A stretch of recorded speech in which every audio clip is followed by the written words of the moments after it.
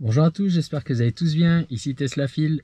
Je vais vous présenter aujourd'hui un appareil qui m'a été envoyé par Teslazy, c'est un nouveau partenaire qui m'a contacté et qui m'a demandé en fait de tester cet appareil. Donc qu'est-ce que c'est? C'est une boîte, enfin c'est une boîte, c'est on va dire un espace de stockage qu'on va pouvoir adapter en fait sous l'écran. Et en parallèle, alors contrairement à ce qui est indiqué sur la boîte, ou alors j'ai mal lu, mais ici en fait c'est un modèle avec des diodes, hein, enfin de la lumière, un petit peu comme ce que j'ai ici, hein. J'ai un truc ici qui peut s'allumer. Mais celui qui m'a envoyé, il a des boutons ici. Et donc il va permettre des actions comme ouvrir les portes, allumer les lumières de plafonnier, etc. Donc on va passer en revue tout ça et je vais vous montrer également comment ça s'installe. C'est pas très compliqué. Je pense qu'il y en a pour une dizaine de minutes. Donc on va attaquer ça tout de suite. Voilà, donc on a cette fameuse boîte, hein, qu'on va ouvrir. Hop. Faudra faire attention si vous passez commande. Bon, ce sera avec le code Teslafil, hein, je vais mettre le lien du site web dans la description de la vidéo. Parce que selon le modèle que vous avez, hein, si vous avez une modèle 3, une modèle Y, une modèle Y Highland, enfin les améliorés, le modèle est différent. Donc là ici dans la boîte en fait on retrouve uniquement un gros sac comme ça avec l'appareil. Dans le carton il n'y a plus rien du tout, hein, c'est juste ça. Donc je vais pouvoir le mettre de côté et on va pouvoir déballer ce qu'il y a à l'intérieur de ce sac en plastique. Donc d'abord ce qu'on va retrouver c'est ici un set de câbles. Donc ce câble en fait va se brancher, hein, sur la prise qu'on a à l'arrière au niveau de la console centrale. Donc on va faire le branchement tout à l'heure. Et enfin, hop, deuxième appareil qu'on a, c'est la grosse pièce. Hop, voilà, on a cet appareil là avec les fameux boutons. Donc j'avoue que ça fait pas super quali. Le plastique est pas génial, hein, donc on va essayer de l'adapter. Normalement il suffit ici de le clipser. Voilà, donc en fait il faut l'ajuster à l'écran se trouve un petit peu plus haut que ce que j'avais pensé, ce que je pensais, et donc là simplement ça coulisse. Voilà, donc l'installation de cette partie là est terminée. Il y a du bien et du moins bien. Pour moi, j'ai pas démonté le produit forcément parce qu'ils sont sympas, ils me l'envoient.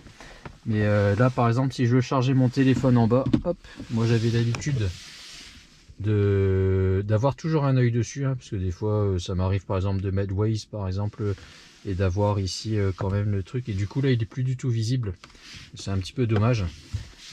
Par contre ça nous permet ici de stocker des trucs. Donc si vous avez l'habitude de stocker des trucs à cet endroit là, ici vous avez quand même un bel espace pour mettre des trucs ici qui seraient disponibles en plus du téléphone. Ou si vous avez plusieurs enfin si vous avez besoin d'espace de stockage en plus, ça peut être intéressant. Voilà, hop.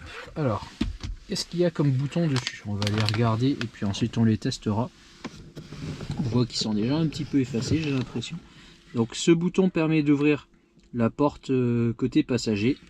Celle-ci permet d'ouvrir la porte côté conducteur mais arrière. Celle-ci c'est passager arrière. Ça permet d'ouvrir le coffre de la voiture. Il y a deux fonctions a priori. Il faudrait que je les teste tout à l'heure parce que je vois pas bien. Celui-ci permet d'avancer le siège et de fermer les vitres, si je ne me trompe pas. Ça permet de reculer le siège passager et de préconditionner la batterie. Ici je vois un S, il faudrait que je vérifie à quoi ça correspond. Là ça permet d'ouvrir le plafonnier, et ça c'est pour abattre les rétroviseurs. Voilà, donc ce qu'on va faire, on va faire le branchement et voir tout de suite comment ça marche. Donc voilà, je me trouve sous l'aération arrière de la voiture. Donc on enlève ce cache. Sur les modèles 3 de 2023 et avant, ça se trouve à cet endroit là, comme sur les modèles Y les un peu plus anciennes.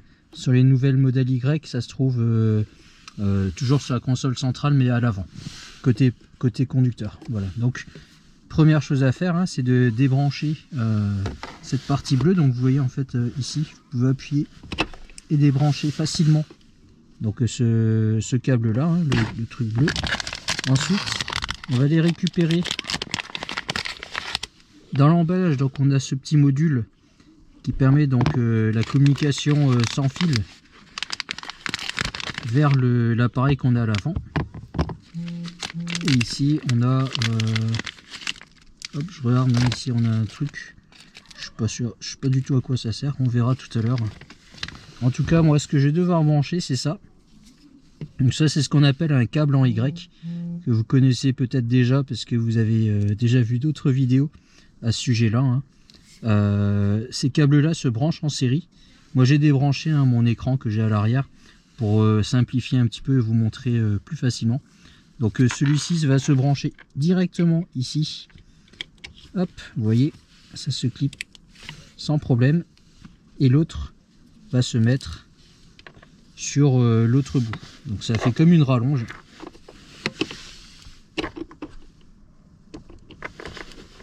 Voilà. Et ça, on a ici un dernier câble. On va venir brancher ici. Hop. Et voilà. Donc là, une petite lumière qui s'est allumée. Là, le branchement est terminé. Vous remettez ça en place et vous refermez le cache et tout sera nickel. Voilà, nous, on va essayer de repasser à l'avant pour voir si ça communique bien et si ça fonctionne bien. Alors j'ai dû ressortir l'appareil parce que j'avais oublié en fait qu'il y avait une pile. Donc en fait c'est une batterie qui se trouve à l'arrière. Vous voyez là, hop. Et donc une batterie. Donc c'est pas une pile classique. Il faut enlever ça pour que je puisse m'en servir. Hop, j'ai refermé le cache. Et vous voyez il y a une prise USB-C qui se trouve à cet endroit là. Donc qui permet de charger l'appareil. Voilà, donc il faut penser à charger de temps en temps. Et là je vais remettre en place mon support. Donc là il faut bien l'ajuster pour pas qu'il soit mal fixé. Et donc on va pouvoir ouvrir les portes. Donc on va essayer celle-ci, hein, le premier bouton. Voilà, vous voyez que ma porte s'ouvre. Donc je sais que j'ai pas mal de questions de taxi ou VTC. Et ça c'est vraiment top parce qu'il y a beaucoup de gens qui utilisent des Tesla et qui savent pas comment ouvrir la voiture ou comment la fermer. Et donc au lieu d'appuyer sur ce bouton, ils vont avoir tendance à vouloir tirer sur les manettes là pour ouvrir. Et donc là tout est disponible. Donc là si je referme la porte, je la ferme correctement. J'appuie sur le bouton, voilà, la porte s'ouvre et là juste à la pousser pour sortir. On va faire pareil avec ce bouton là. Donc là je l'avais déjà ouverte en fait tout à l'heure sans faire exprès, c'est la porte arrière côté conducteur. Voilà, on a cette porte là qui s'est ouverte. Hop, vous voyez c'est ouverte. Donc ça c'est pas mal vraiment pour les VTC, je pense que c'est vraiment prévu pour parce que il y a les trois boutons plus proches du conducteur. Ça c'est la boîte à gants. Donc un appui court ouvre la boîte à gants. Si je fais un double clic, voilà, ça a ouvert le frunk. Allez, regardez, si je me trompe pas, c'est bien le frunk qui a été ouvert. Voilà, donc c'est un double clic, c'est pas un appui long. Voilà, hop, je referme. Ensuite, le prochain bouton. Donc on arrive ici, on va appuyer donc une fois. Ah bah ça a avancé mon siège. Tiens, je savais pas que ça pouvait faire. Donc le siège, je sais pas si on voit le siège côté passager s'avance, et si j'appuie sur le bouton juste à côté, ça permet de remettre en arrière.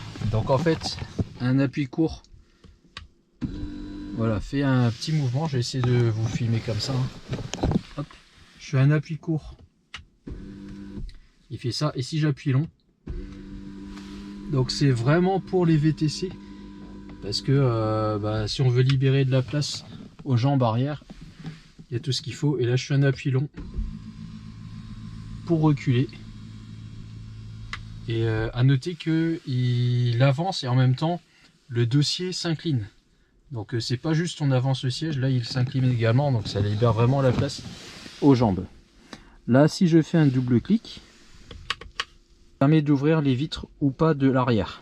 Donc là j'ai fait un double clic et vous voyez, hop, je peux ouvrir à l'arrière. Et si je fais un double clic de nouveau, je peux plus ouvrir les vitres, mais uniquement à l'arrière. Voilà, ça ne marche plus à l'arrière, alors qu'à l'avant ça marche toujours. Donc ça permet uniquement de faire le verrouillage des vitres arrière. Voilà. Ensuite, un double clic là permet le préconditionnement de la batterie. Donc là on entend, je pense pas qu'on l'entend à la caméra, mais ça préconditionne la batterie.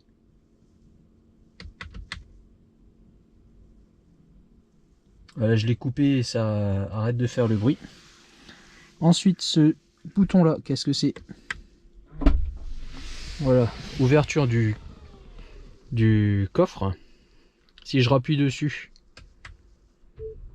fermeture. Enfin, hop, on va appuyer ici une fois. Et donc ça éteint ou allume l'éclairage. Et si je fais un double clic, normalement ça rabat les rétros. Voilà.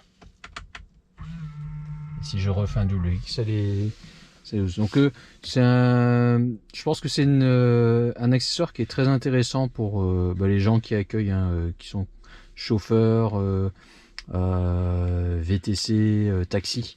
Donc ça peut être très très bien. Et puis je pense que comme ces personnes passent beaucoup de temps dans la voiture, ça permet aussi d'avoir un espace de stockage supplémentaire, ce qui peut être pas mal. Et c'est plutôt bien intégré à la voiture. Le plastique est pas forcément de très très bonne qualité, mais en tout cas c'est en regardant comme ça, ça fait ça choque pas trop de le voir comme ça dans la voiture. Voilà, j'espère que vous avez apprécié cette vidéo. Ça vous a donné aussi un aperçu, hein, de ce à quoi ça peut servir. Ça peut être très très utile, hein, pour nos amis et chauffeurs qui passent beaucoup de temps sur la route. Pour un particulier comme moi, je pense un peu moins intéressant, mais bon, au moins vous savez comment ça fonctionne. Et le préconditionnement, ça peut toujours être intéressant pour les gens qui ont besoin de préconditionner sans pouvoir rentrer l'adresse précise, hein, dans le GPS. Donc ça peut être pas mal à savoir en tout cas. Voilà, je vous remets le lien du produit dans la description, le code TeslaFi également, si jamais vous voulez avoir, je sais plus si c'est 20 ou 25% de remise, hein, sur le site. Je vous le noterai sur la fiche. Et donc n'hésitez pas à commander, hein, si ça peut vous intéresser. Voilà, moi je vous dis à très bientôt. Au revoir.